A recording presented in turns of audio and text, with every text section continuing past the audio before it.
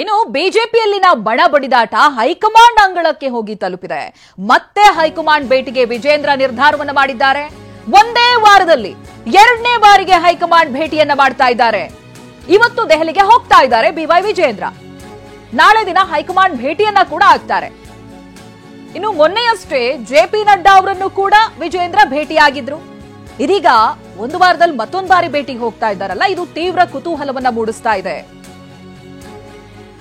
ರಾಜ್ಯಾಧ್ಯಕ್ಷರಾಗಿ ಎಲ್ಲರನ್ನೂ ಕೂಡ ಜೊತೆಯಾಗಿ ಕರ್ಕೊಂಡು ಹೋಗೋದಕ್ಕಾಗ್ತಾ ಇಲ್ಲ, ಮುನ್ನಡೆಸೋದಕ್ಕಾಗ್ತಾ ಇಲ್ಲ ಅನ್ನುವಂಥದ್ದು ಸ್ಪಷ್ಟವಾಗಿ ಕಾಣಿಸ್ತಾ ಇದೆ. ಇದು ಅವ್ರಿಗೆ ಒಂದ್ ರೀತಿಯಾದಂತಹ ಮುಜುಗರ ಕೂಡ. ಅದರ ಜೊತೆಯಲ್ಲಿ ಪಕ್ಷದವರೇ ಕೊಡುವಂತ ಹೇಳಿಕೆಗಳು. ಇವಾಗ ಡೀಟೇಲ್ಸ್ ಅನ್ನ ಪಡೆದುಕೊಳ್ತಾ ಹೋಗ್ತೀನಿ. ಪ್ರತಿನಿಧಿ ಹರೀಶ್ ಲೈವ್ ನಲ್ಲಿ ಜಾಯ್ನ್ ಆಗ್ತಾ ಇದ್ದಾರೆ. ಹರೀಶ್, ಇದುವರೆಗೂ ಹೈಕಮಾಂಡ್ ಮೌನವಾಗಿರೋದಕ್ಕೆ ಏನ್ ಕಾರಣ? ಹೀಗೂ ವಿಶ್ಲೇಷಣೆ ಮಾಡಬಹುದಾ ಅಂತ ಹೇಳಿದ್ರೆ, ಹೇಗೂ ನಾವು ಅಧಿಕಾರದಲ್ಲಿ ಇಲ್ಲ, ಬೈ ಎಲೆಕ್ಷನ್ ನಲ್ಲಿ ಕೊಟ್ಟಿರುವಂತಹ ರಿಸಲ್ಟ್ ಆಗಿರ್ಬೋದು, ಅಥವಾ ಈ ಹಿಂದಿನ ಚುನಾವಣೆಯಲ್ಲಿ ಅವರು ತೋರಿಸಿರುವಂತಹ ಪರ್ಫಾರ್ಮೆನ್ಸ್, ಇವೆಲ್ಲವೂ ಕೂಡ ಹೇಗಾದ್ರೂ ಇರಲಿ ಅನ್ನುವಂತ ಒಂದು ಚಿಂತನೆಗೆ ಹೈಕಮಾಂಡ್ ಬಂದ್ಬಿಟ್ಟಿತ್ತ. ಹಾಗಾಗಿ ಇವ್ರುಗಳೇ ಮತ್ತೆ ಮತ್ತೆ ಹೈಕಮಾಂಡ್ ಭೇಟಿ ಮಾಡುವಂತಹ ಒಂದು ಅನಿವಾರ್ಯತೆ ಸೃಷ್ಟಿಯಾಗ್ತಾ ಇದೆಯಾ? ಏನಾಗ್ತಾ ಇದೆ ಹರೀಶ್?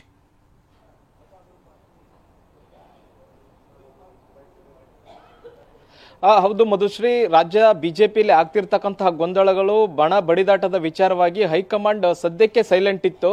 ಅಂದ್ರೆ ಮಹಾರಾಷ್ಟ್ರ ಚುನಾವಣೆ, ಹರಿಯಾಣ ಚುನಾವಣೆಯಲ್ಲಿ ಬ್ಯುಸಿ ಇದ್ದಂತಹ ಹೈಕಮಾಂಡ್ ನಾಯಕರು ಈಗ ಕರ್ನಾಟಕದತ್ತ ದೃಷ್ಟಿ ನೆಟ್ಟಿದ್ದಾರೆ.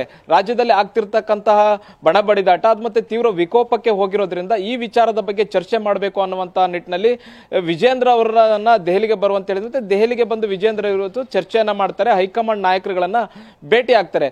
ರಾಜ್ಯದಲ್ಲಿ ಇರ್ತಕ್ಕಂಥ ಪರಿಸ್ಥಿತಿ ಏನು ಅನ್ನುವಂಥದ್ರ ಬಗ್ಗೆ ಹೈಕಮಾಂಡ್ ನಾಯಕರ ಜೊತೆ ಚರ್ಚೆನ ಮಾಡ್ತಾರೆ.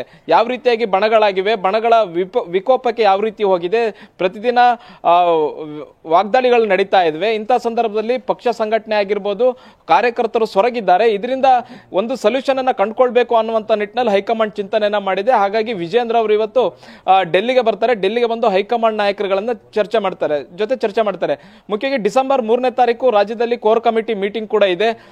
ತರುಣ್ ಚುಗ್ ಅವರು ರಾಷ್ಟ್ರೀಯ ಪ್ರಧಾನ ಕಾರ್ಯದರ್ಶಿಗಳು ಅವರು ಕೂಡ ಬೆಂಗಳೂರಿಗೆ ಬರ್ತಾ ಇದ್ದಾರೆ. ಅವರು ಬೆಂಗಳೂರಿಗೆ ಬರ್ತಾ ಇರತಕ್ಕಂಥದ್ದು ಮುಖ್ಯ ವಿಷಯ ಪಕ್ಷ ಸಂಘಟನೆ ಮತ್ತೆ ಪಕ್ಷದಲ್ಲಿ ಈಗ ಆಗಿರ್ತಕ್ಕಂತಹ ನೋಂದಣಿಗಳೇನಿದೆ, ಸದಸ್ಯತ್ವ ನೋಂದಣಿ ಏನಿದೆ, ಇದ್ರ ಬಗ್ಗೆ ಚರ್ಚೆ ಮಾಡ್ತಾರೆ ಹೊರತು ರಾಜ್ಯದ ಬಣ ಬಡಿದಾಟದ ಬಗ್ಗೆ ಅವರೇನೋ ಒಂದು ಚರ್ಚೆನ ಮಾಡಿ ಒಂದು ಅಂತ್ಯವನ್ನ ಹಾಡಿ ಹೋಗ್ತಾರೆ ಅನ್ನುವಂಥದ್ದು ಯಾವುದೇ ರೀತಿಯಾದಂಥ ಸೂಚನೆಗಳು ಕಾಣ್ತಿಲ್ಲ. ಅದು ಏನಾದರೂ ನಿರ್ಧಾರ ಆಗಬೇಕು ಅಂತಿದ್ರೆ ಅದು ದೊಡ್ಡ ಮಟ್ಟದಲ್ಲಿ ನಿರ್ಧಾರ ಆಗಬೇಕಾಗತ್ತೆ.